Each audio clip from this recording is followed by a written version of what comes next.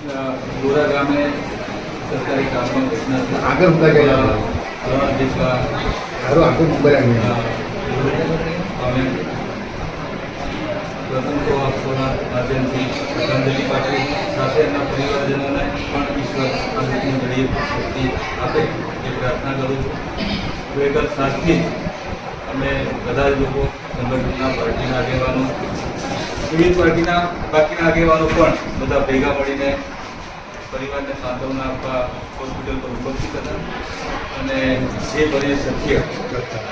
એજન્સીના માધ્યમથી અને સરકારના માધ્યમથી એ પરિવારને જે મદદ થાય એની માટેના પ્રયાસ કર્યા છે અને આજે એ પોસ્ટમોર્ટમને બાકીની વિધિ અત્યારે ચાલુ થઈ છે.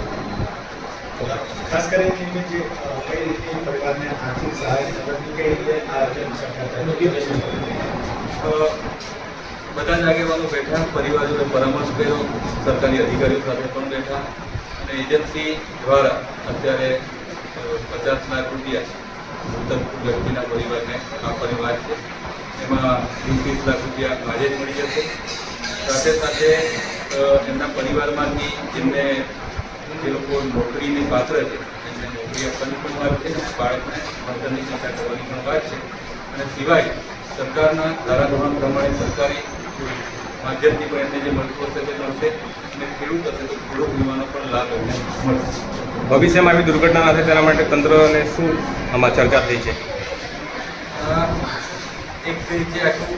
ઘટના ઘટી જે દુઃખદ છે, હૃદયદ્રાવક છે અને ઈશ્વર એમની આત્માને શાંતિ આપે અને કોઈ પણ જગ્યા પર કોઈ પણ પ્રકારની એવી ઘટના બને તો દરેક પરિવારજનને માટે જે સમાજની આપણા બધાની સંવેદનશીલતા હોય એ